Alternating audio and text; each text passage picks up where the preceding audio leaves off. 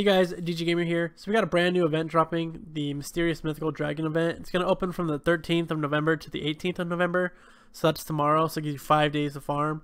The exchange is going to be open from the 25th though, so you have until the 25th of November to exchange your bits for fragments. This quest line is going to be similar to the original quest line from earlier, like the Vikemon or Funimon. We're going to have the opportunity to get bites and exchange them for fragments. The fragments you can exchange them for are Grand Kawagamon, Boltmon, and Pleasamon. But for Pleasamon, you're going to have to get lucky, and there's going to be an extra stage. This stage is going to open at a rare chance, and then if it opens up, you're going to have the opportunity to fight for some fragments or some bits. I'm not sure how often it's going to drop. I'm not sure how many it's going to drop, but it's going to be a rare chance, so hopefully it's not too rare because we want to be able to get some fragments. But that's our event that's dropping, so we're going to look at the Digimon that are possible from this event. We're going to look at all 3 of them, and then we'll just rank them and look at their stats. So let's start off with Pleasamon since it's her event. So it's kind of cool how they're doing this event because the lore of the Pleasamon is that Pleasamon in the show is a very rare Digimon. I think it's only appears a couple times, maybe one time actually, but it's very rare in the show. So that's why the extra stage, you have a rare chance of it dropping. I think that's a cool aspect. I might change my mind when I'm playing the actual event and like I get 1 drop every 100 runs. if that's the case, I'm gonna be really upset. But as of right now, it's pretty cool that the lore is it's a very rare Digimon to find, and that in the quest line it's gonna be a rare stage. So I like that aspect of it. As of right now, if like I said, it's one stage opens per run, 100 runs, I'd be really pissed off. So Pleasamon is gonna be a water type. It's gonna be, so that means it's resistant to water. It's gonna be very weak to fire and nature. He's also gonna be resistant to locking skills, and it'll be very weak to sleeps and confusion. So if we look at the stats right here at +4. At level 80 maxed out, her stats are going to be a 2900, 2904 HP, attack speed 4817, defense 4850, special attack is going to be 5958, special defense is going to be 5196, and a speed of 149.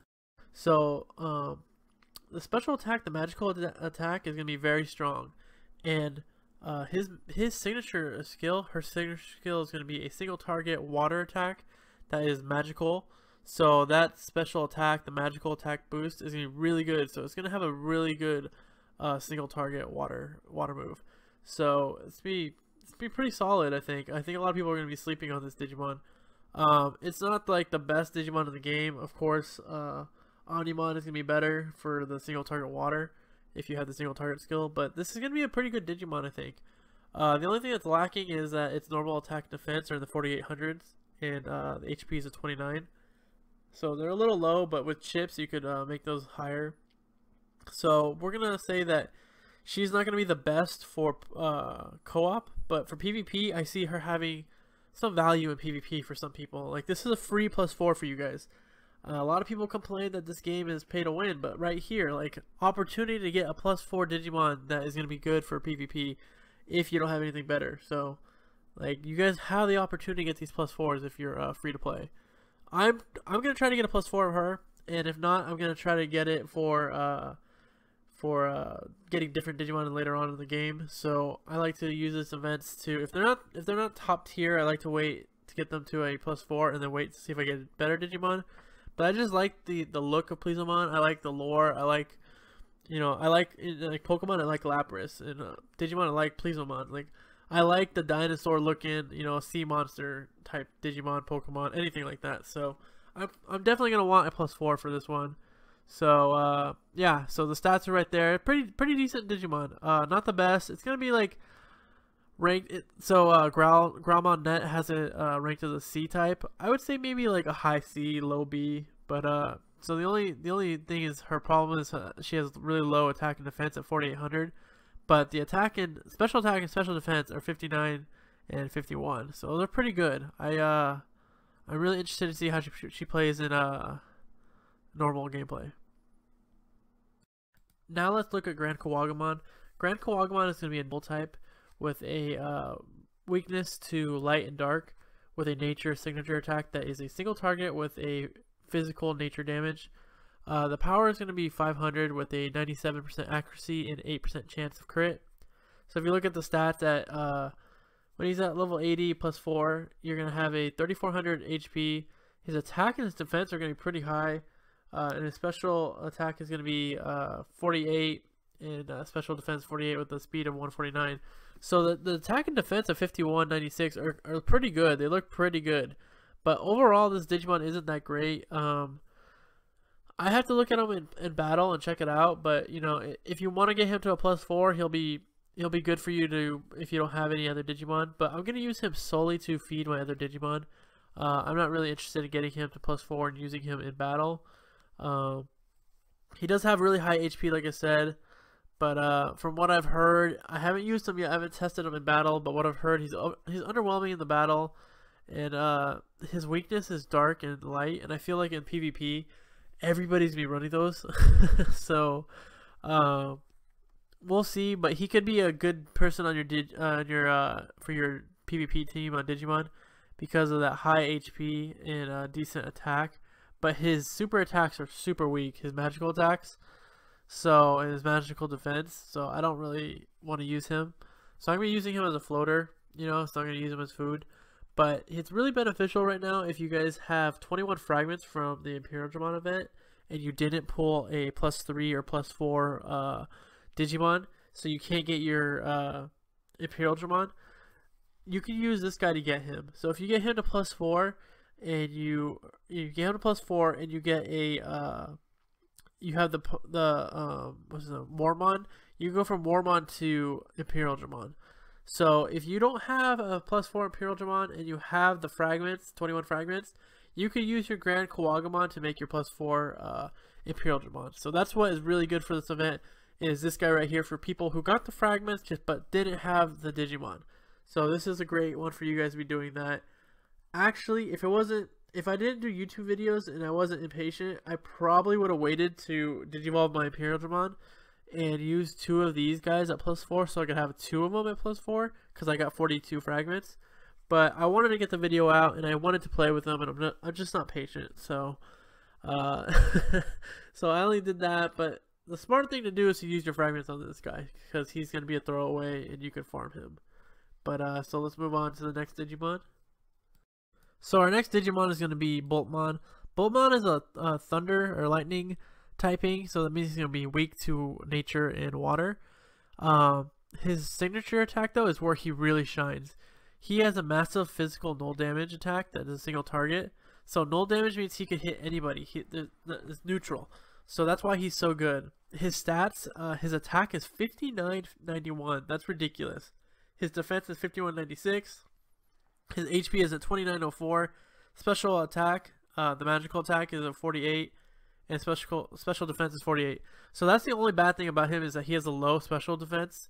So he'll be taking damage from that. But he's really close. He's like so close to being like top tier right now. He'll probably be like, if you can get him to +4, you need to run him on your PvP team probably, unless you just have like some ridiculous Digimon. But for the most average player, I think you need to get a +4 him first. He's your #1 in this event, in my opinion, because he's so close to being A tier because of null damage and neutral damage. He's just so good. He's really, really good Digimon to have. He also has some, if you want to use him as like a +4, if you get him to +4 and you just, like, say you have all the time in the world and you get him to +4, you can work on another one. There's so many good Digimon that you could get from his line. Like, you could get a +4 Blizmon from School Marimon.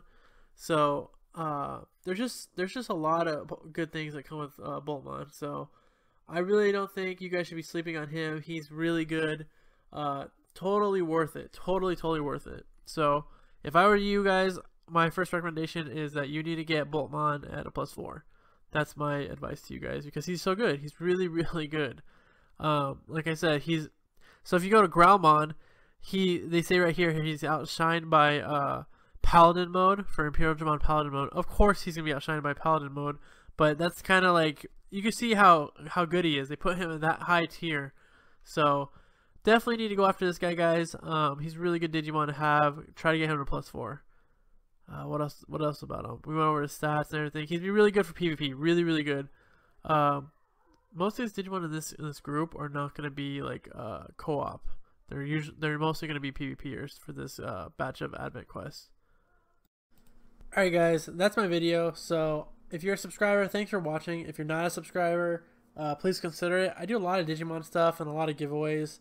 I try to give back as much as I can to the community, and like we just had a $100 giveaway, and like that's all out of my pocket. I don't make any YouTube money. Like I don't have any revenue from YouTube, so everything I've done so far on my channel has been, you know, out of my own pocket. So yeah, it gets expensive sometimes, but you know, I just try to help you guys out. Like I wanna help you guys, and I feel like I have, like with the Discord and some of my giveaways and some of my videos. I feel like I've made a dent in the community, and it's really a great feeling. So in this last part of the video, I'm going to show you the bosses from the possible quest lines today. So we have Grand Kawagamon, and then we're going to have Boltmon being shown here. And if you don't know, I have these quests because I think like 2 or 3 weeks ago we did the quest ticket banner, and that's how we got a bunch of these quests. So if you're not familiar with that, make sure you go check that on my check it out on my channel. I have 2 summoning videos on it, and like 1 explaining, like just like talking about how good they are. So yeah, so this is where we get these quests from, and they're really helpful. So if you go if we get another one of these coming up, we should be getting a new banner anytime now. So if we get another ticket quest banner, make sure you guys take advantage of it because it's really helpful. So anyways, that's enough rambling. That's my video for the day, guys. I hope it was helpful. If I made any mistakes, I'll correct it in the comments below because I am human. I make mistakes. But so that's the video, guys. Have a great night, and I'll see you guys next time I stream.